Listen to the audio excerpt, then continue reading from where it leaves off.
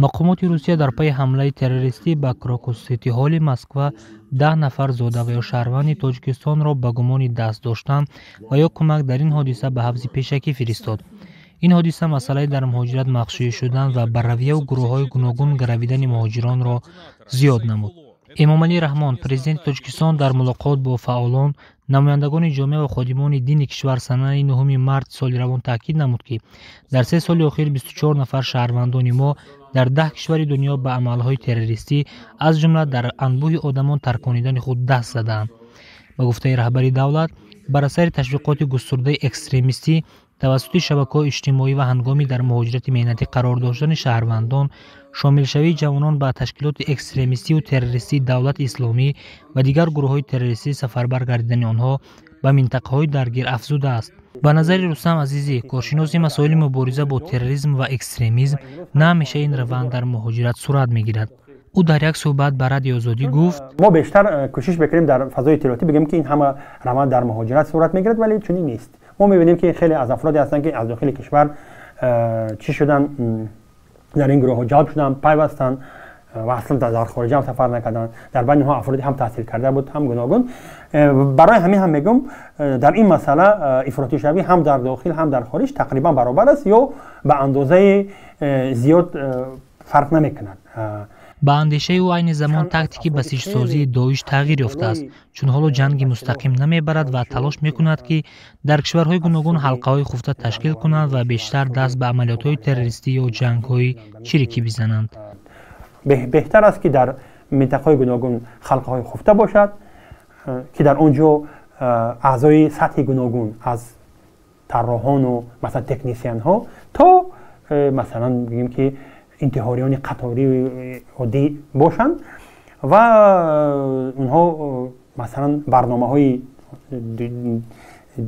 مثلا و نقشه‌های این سازمان‌ها رو عملی کنند. از این رو از سال 2019 به بعد موافق هم ارزیابی کارشناسان و هم موافق بیانیه‌های خودی این گروه‌های افراطی بیشتر توجه برای جلبی اعضای نو و تشکیل خلقه‌های خفته به اصطلاح در کشورهای گوناگون از حساب مهاجران یا نماینده‌های همین اقوام بومی بیشتر بومی آسیا مرکزی یا خود افغانستان است و چون در مثلا روسیه یا در کشورهای اروپا حتما شهروندان ما هستند و برای این گروه‌های افراطی از اونی که افراطی‌ها و انتحاریان رو انتقال دهند از افغانستان یا کشور دیگر به اروپا، بهتر است که با اون موادی که در اونجا دسترس است، با اون امکاناتی که در اونجا دسترس است سر و کار کنند و از همین خلق‌های خفته تأسیس داده آنها رو برای عملیات خود استفاده برند. و کمیته دین، تنظیم عنعنه و جشن و مراسم‌ها مسئله مخشویی و گرویش جوانان را هنگامی در مهاجرت بودن از هر دوره دیگر حساس‌تر گفت. از کمیته مذکور شرح دادند که در این مرحله جوانان بیشتر آسیب پذیر می‌شوند، زیرا از یک سو دور بودن از محیط عنعنوی عائله، از جانب دیگر عامل‌های مختلف سبب می‌شوند که خیلی ساده جوانان به دام فریب گروه‌های منفعت جو افتند. مسئله نداشتن دانش‌های دنیوی و سواد سالم دینی، فقر و تنگدستی، هوای و هوس جوانی، یعنی دست یافتن به ثروت‌های فراوان مادی بدون مهنت حلال، گرفتن تعلیمات غیرقانونی دینی در دوره خردسالی، دسترسی فراوان و بی‌محدود به اینترنت و دیگر تکنولوژی اطلاعاتی، ماهرانه استفاده شدن اینترنت از جانب گروه‌های ارتجاعی و مانند اینها می‌توانند برای مخشویی گردیدن یک جوان زمینه گردند. چون این بیان نمودند سبب‌های گرویش جوانان را به گروه‌های افراطی از کمیته دین. در تاجیکستان با قرارهای سود عالی فعالیت 28 تشکیلات اکستریمیستی و تروریستی منع شده است و پیوستن و همکاری نمودن با آنها ممنوع بوده جوابگری جنایتی دارد. ولی گروه‌های منفعت‌دار تروریستی و اکستریمیستی در زمان معاصر با استفاده از اینترنت و شبکه‌های اجتماعی تبلیغ می‌برند و جوانان ناآگاه و گمراه را به دام خود می‌افکنند. موافق یک تحقیقاتی که سامانه فارن پالیسی سال 2020 نشر کرده بود، گروه‌های تروریستی و اکستریمیستی با استفاده از افزایش یافتن استفاده برندگان شبکه‌های اجتماعی در آسیای مرکزی که عملاً برای دریافت مبلغ به خارج اساساً به روسیه مهاجرت می‌روند، سامانه‌های ترغیباتی خود را زیاد کردند. تحقیقات آنلاینی سکدیو تقریباً 500 کانال علاهیده را معین کرده است که سازمان‌های افراطگرای آسیای مرکزی در تلگرام، فیسبوک، اینستاگرام، توییتر، یوتیوب، ویکانتاکت و ادناکلاسنیک استفاده میکنند. تا سال 2020 این شبکه‌ها بیش از 174,000 مشتری داشتند و تعداد عمومی تماشابینانشان به میلیون‌ها نفر می‌رسید. در تاجیکستان سال 2021 استراتژی مقاومت با اکستریمیسم و تروریسم در جمهوری تاجیکستان برای سال‌های 2021 و 2025 قبول شده است.